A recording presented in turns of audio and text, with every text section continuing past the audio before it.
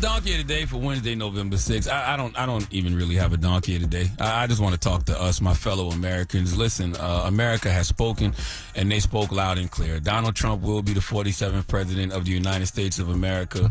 I have friends on the right. I have friends on the left. I have friends that are independents. And regardless of who we all decided to vote for yesterday, guess what?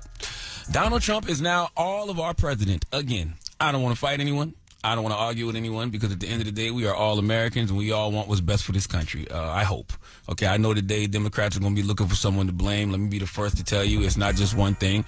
I personally feel like Donald Trump speaks to people's grievances better than Democrats do. I know people are going to talk about misinformation and the dumbing down of society. I understand all of that, but you don't have to be intelligent to know you can't pay your bills. You don't have to be intelligent to know you can't afford groceries. People will forget what you did. They will forget what you said, but they will never forget how you made them feel. And to millions of Americans, tens of millions of Americans, they simply felt financially better when Trump was in office. I don't think it's fair to just chalk up, Trump winning to racism, sexism, homophobia, anti-Semitism. Yes, he tapped into all of the worst things America has ever had to offer. And there are a lot of people who agree with his rhetoric and voted for him because of those reasons. But I truly believe most people voted for him because they want more money in their pocket and they want to feel safe. Look, I know the economy does better under Democrat presidents, but Democrats haven't been able to make the American people believe that. I know the border is a bipartisan issue, but Democrats spend a lot of time acting like it wasn't an issue. Democrats created the sanctuary cities. Democrats told them to come on in. Meanwhile, Republicans were putting migrants on buses and planes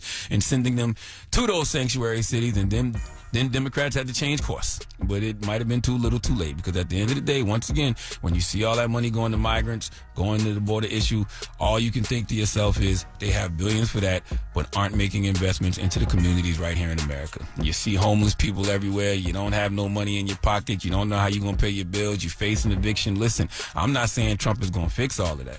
All I'm saying is Donald Trump has made people feel like he will fix all that in a way that Democrats haven't.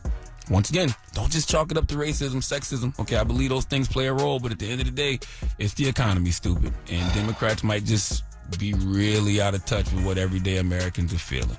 Now, I didn't want to come on here today and be all doom and gloom. I have absolutely zero reason to believe Donald Trump is going to be a president that brings people together. But I'm going to be optimistic because I don't know any other way to be. I hope this isn't the beginning of Donald Trump's revenge tour. I hope this is the golden age of America, as he said. I hope all the nut-ass things Trump said he was going to do, he doesn't do, because one thing Vice President Kamala Harris said repeatedly is Trump has an enemies list, I have a to-do list. There is a lot of things that need to be done in America, and I hope he gets to do it. And we the people need to look alive on the ground, because you have a Republican Party that has a majority in the Senate. Judge Samuel Alito and Clarence Thomas, they'll probably retire. That means Trump will get 2 more Supreme Court picks. So what I'm basically saying is there is nothing we can do right now but try to come together some way, somehow. That's it. Huffington Post just posted an article with the headline, Trump just ran the most racist campaign in modern history and won. What are we supposed to do about that? Okay, I'm looking at some of these numbers. I don't even know if these are true, but I'm looking at the numbers. I'm seeing high Hispanic, voters nationwide voted for him. I'm seeing a slight uptick in black men. They are 52% of white women. We can keep saying, Trump is a threat to democracy, but nobody's treating him like one. Not the media, not the DOJ, and certainly not the voters, because they spoke last night. America got the president it voted for, and America got the president it deserved. But I want to play this whole thing for you guys so that you get the full context. I don't want That's what I'm thinking about today. I don't want you to think that I'm chopping it up. I want to bask in the tears of all of these liberals that continue to cap this is going to be for Jim Kamala Crow Harris. 2.0. I don't know, but I don't think that's what any of us want, right? It might be too much to process right now. It is early in the morning, okay? This is all just hitting us. So if you want to get back to this later, I'm fine with that. But I just want us to start thinking about it because it's going to be a lot of work. But I know God is the best author and finisher. And I don't know what God Why they always lean is to trying God to when tell they us can't right come up with now. the I don't know words what to actually story say God that is they were writing. wrong? But I'm listening.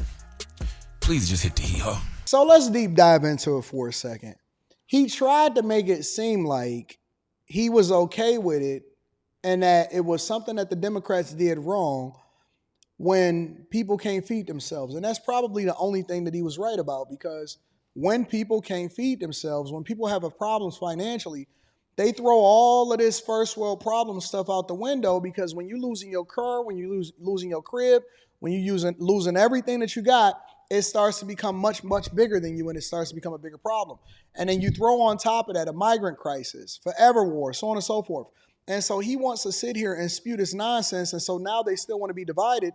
But either you get on board or you get rolled over. Unfortunately for them and unfortunately for us, they still benefit.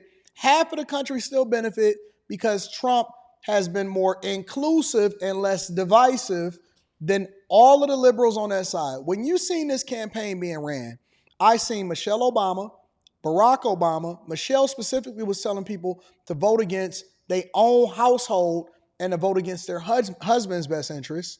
I seen Barack Obama calling men misogynists. I seen celebrities trying to tell people what to do, but we don't listen to celebrities anymore. And Charlamagne himself was getting washed by multiple people that came on the platform, including Byron Donalds and Lauren Trump, and they absolutely dispelled all of those myths that he'd been spewing over all of this time. And so, I'm not trying to hear it. I don't want to hear it. And if they can't even concede and be gracious losers, then why should we be gracious winners?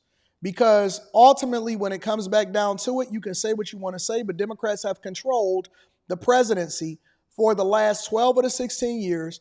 And what I seen today is Bitcoin and stocks went ape shit. It went crazy.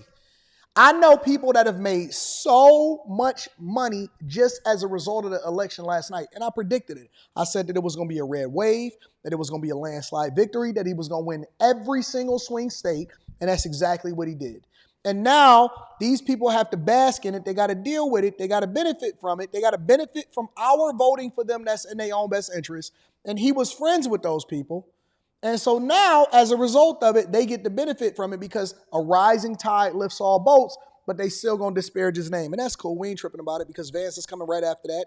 And then he going to come in 2012 also, or 2032 right after that. And then we going to win, and we going to continue to do the thing that's in the best interest of Americans.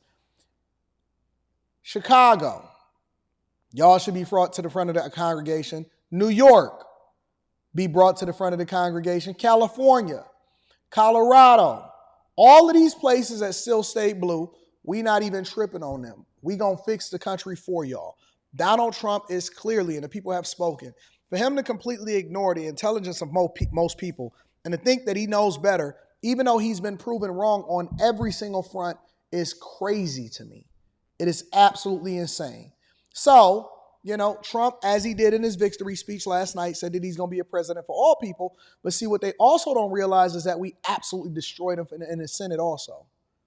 Yep, we sure did. We destroyed him in the Senate. And so I'm happy. I'm excited. I'm looking forward to it. I've already probably made a couple $100,000 just in the markets itself. As a result of Donald Trump, my portfolio, my net worth has already exploded. I might go and buy a Ram TRX right now, just because that's what my daughter sent me. Literally, my daughter has just sent me pictures of a Ram TRX and said, this is what we need to get. Look, I ain't capping. Not even a little bit. My daughter just sent this to me and said, Dad, we need to go and pick this up. Or let me lower it. Literally, she just texted me and said, Dad, we need to go and pick this up.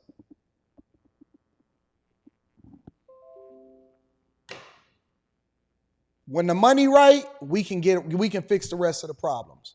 When the money right, we can fix the rest of the problems. I'm not worried about what Charlamagne is talking about. Nobody listen to Charlamagne, Steve Harvey, D.L. Hughley, all of these people, Joy Reid. We don't want to hear none of that. The View, we bringing them all to the front of the congregation. Kamala Harris is supposed to go live at 4 p.m. Eastern today. I'm going to be there watching. It's going to be a phenomenal show. I love y'all. I appreciate y'all. Stay focused and don't let these people forget what they did over the last 3.5 years to us.